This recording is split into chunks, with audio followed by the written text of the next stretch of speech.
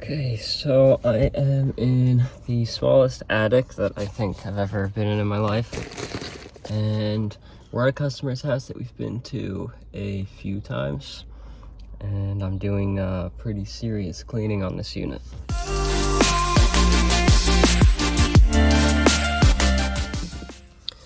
Okay, so I had to disassemble the unit and pull out the control board, which is up there, so that I could get the unit out past the line set. And I was gonna take this out completely and completely disassemble it like outside, but just because of how tight this is, I don't think that's a good idea, because it'll be a nightmare getting it back in, and it's pretty heavy fan assembly, lower assembly. But I've spent about, let's see, 45 minutes scrubbing this blower wheel to get it as clean as possible. I don't have a before picture, but I have a little video clip that I took that I'll insert now.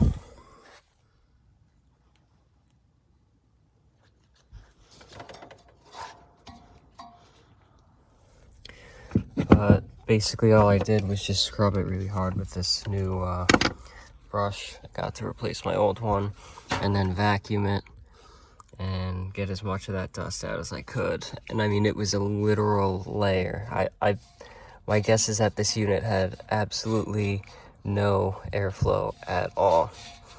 The homeowner was running it without a filter for who knows how long. But let's see if I can get this back in and show you the evaporator.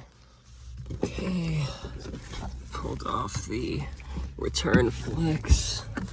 Oh, it's nasty in there, but just squeezing through.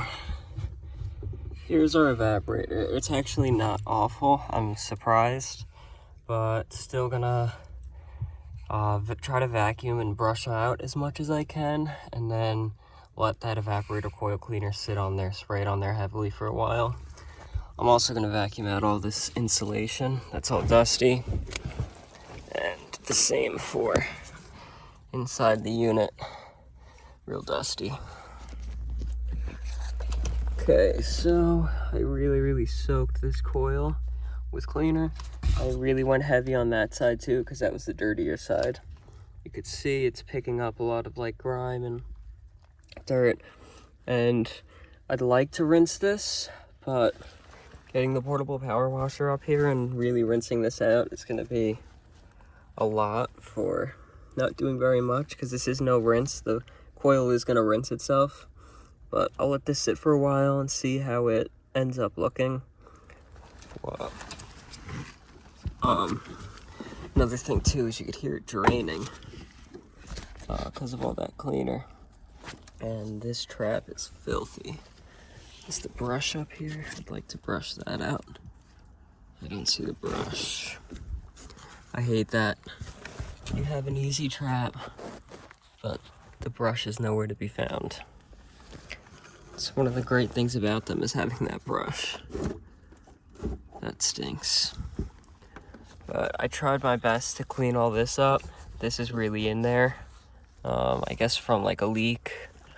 But I cleaned up the dust really well, as much dust as possible. And even like the bottom of the unit, I got that as clean as possible. So I'm gonna start reassembling it, and I think I'm gonna turn the fan on just to get some airflow up here. And work on a ductless unit downstairs. Okay, here's that evaporator coil cleaner. I think everybody knows what it is, but it's amazing, and it smells so good. But I just rewired everything, got it all hooked back up. These are for the blower. Here's our low voltage connections and our power coming in. And I just jumped out the fan to get some airflow going up here because it's incredibly hot. And I'm going to reconnect that flex duct, and probably going to be cleaning the outdoor unit. I haven't taken a look at it yet, but first I'm going to clean that Fujitsu head unit inside. Okay, so I got that connected. I just bought a Klein duct tie puller with a cutter. That's nice. It's just they're all the same. But I was going to grab all my stuff, and I lifted up this duct and found a brush. So now I can use that brush to brush the trap.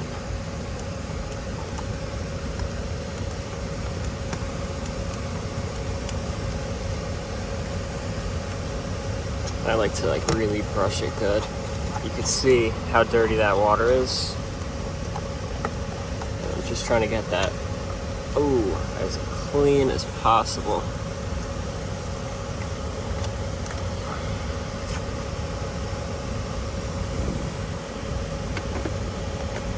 It's weird they have a condensate pump up here instead of just gravity draining, but oh well. And I'll go in to get the inside for where the oil drains out. Make sure that's nice and clean. And should be good to go. This attic's pretty gross as is, but fan's spinning and it feels like we have some really good airflow. But we'll put the cover on, and we'll also check refrigerant pressures, make sure we're not freezing, because that was his issue. He was frozen, and Mike came here. There was no filter. He pulled power, let the unit thaw out. That's where all this water came from. But yeah, we'll have to run it in cooling and make sure it's not freezing.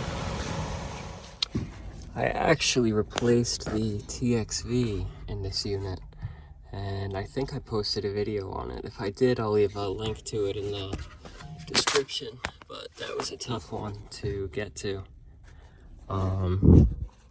Hopefully everything's good with that. It should be, but just wiring the thermostat back in. I'm gonna close the unit up and make sure the thermostat works. Okay, so I'm using Measure Quick with my smart probes, and you can see our superheat. That's our total superheat all the way to outside. It's at 20 with 12 degrees on our subcooling, 90-degree saturation vapor saturation temperature, and it's like 74 outside, and 34 on our evaporator, which seems a little bit, it seems like low, but it's not freezing. And our subcooling is good, so I don't think it's undercharged. We'll just have to see what happens as it runs. Okay, so I just disassembled this Fujitsu unit, which is real dusty.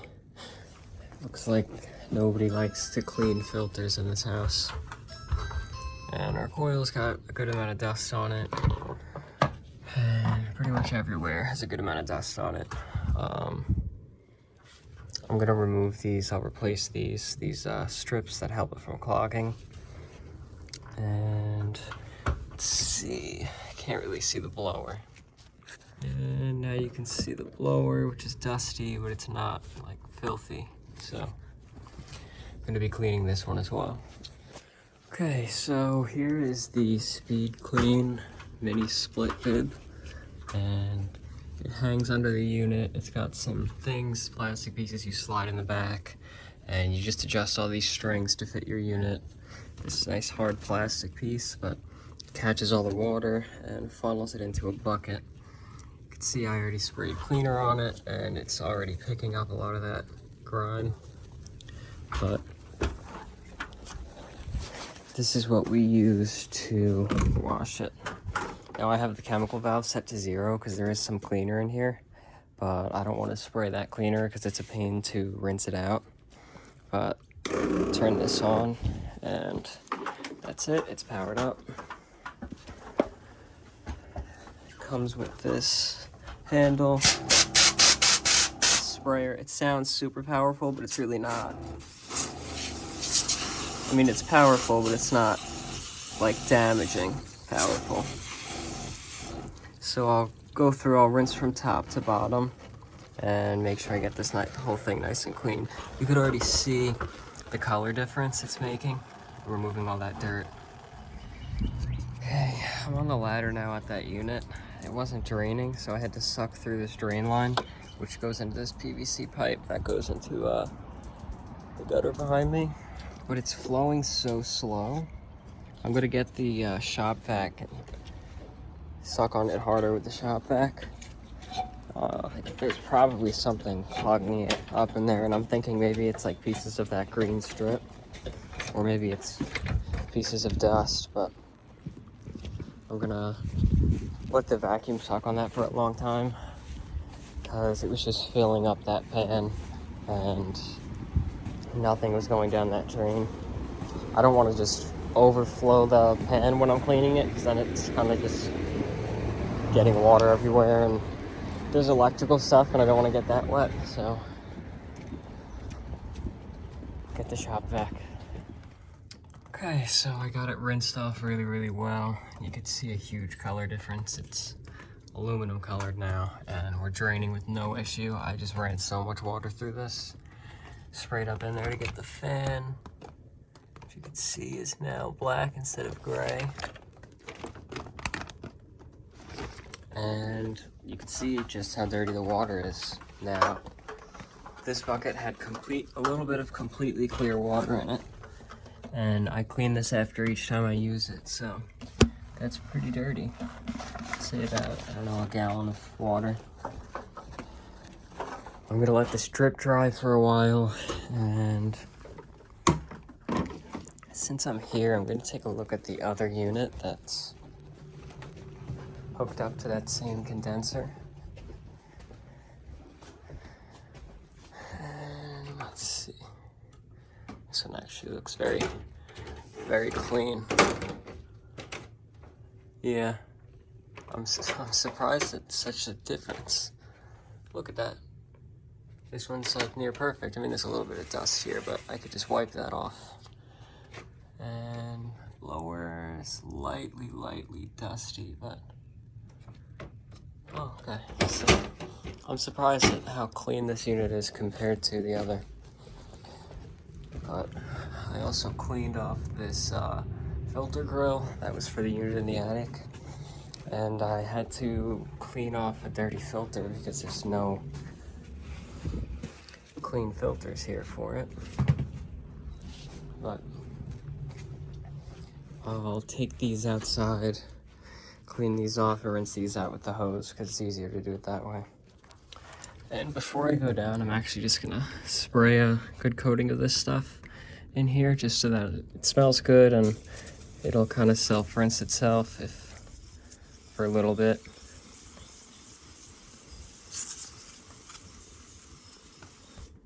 It's not foaming up. There we go. Just so it'll smell like it's clean and not just look like it's clean. And I won't rinse this off. I'll let this sit in there. It'll rinse off over time as it pulls the humidity out.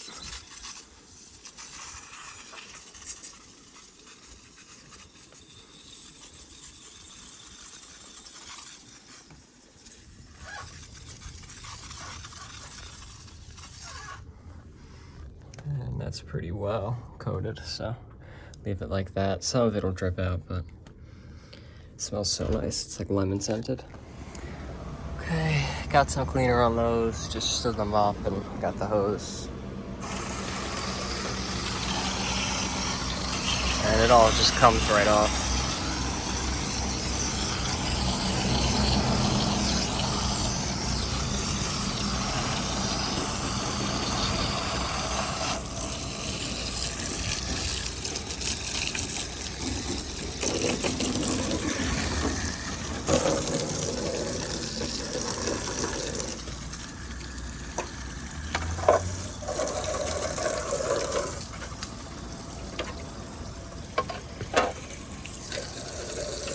Some of it I'll need to wipe down, but I'll let these all sit in the sun to dry off after I'm done rinsing them all.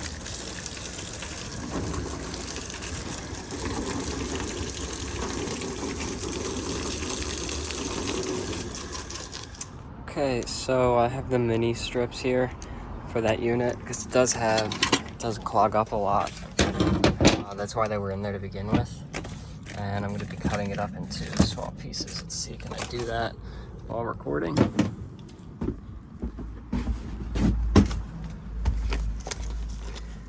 just like that. No, it wants to run away. But yeah, I'll cut it up into little strips. That way it fits better in there and I can cover more of the pan. And I cut them up just like that. Now I could just slip them in there. Looks a little less gross. You don't see them sticking out like big sludge balls.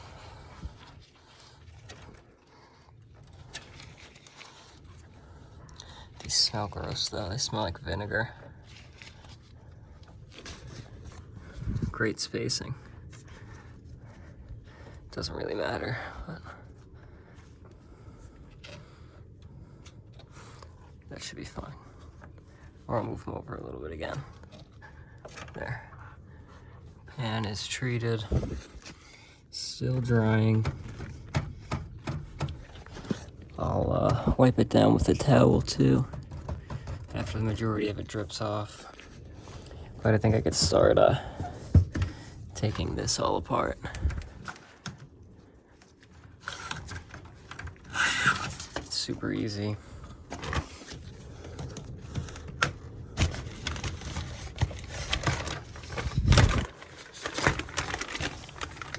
Just like that. And like that. And I'll bring it outside and rinse it off. And I can dump out this bucket now. All that nasty sludge. I'll rinse this out and I'll rinse out the bib so it doesn't start to stink. I mean, it does stink already, but to keep it clean.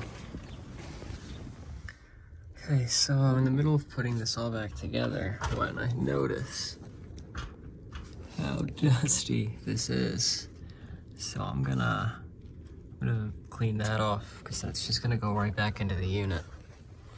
But putting it all back together, it's super simple. Everything pops into place and there's a few screws, but hopefully it works now. It wasn't working before and Mike said it needed a good cleaning.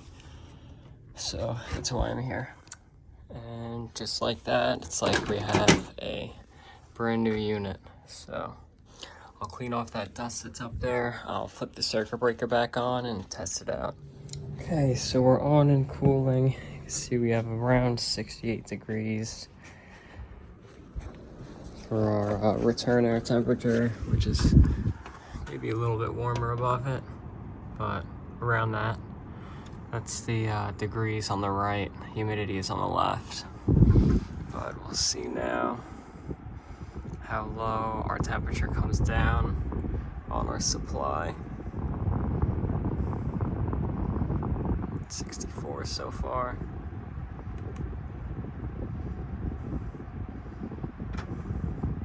63. We'll keep letting it go and see how low we get. Okay, so it's been sitting here for a while. You can see we're blowing 51.1 degrees. So bouncing up and down a little bit, 50, 51, but return to 68, so that's 18 degrees. This unit is working good. Okay, so I finished up with that. Spent 4.25 hours there from 7:49 till like 12. It's 12:11 right now and I'm driving off. Just cleaning. It was pretty rough getting that air handler unit clean. I don't know how it managed to get so dirty. Because I replaced that TXV last season. Then at the next one, turn right. The blower wheel didn't look like that then. But that's gonna be it for this video. Hopefully you enjoyed watching. Like the video if you liked it. Comment any advice or criticisms or feedback, and subscribe. Thanks for watching. At the stop.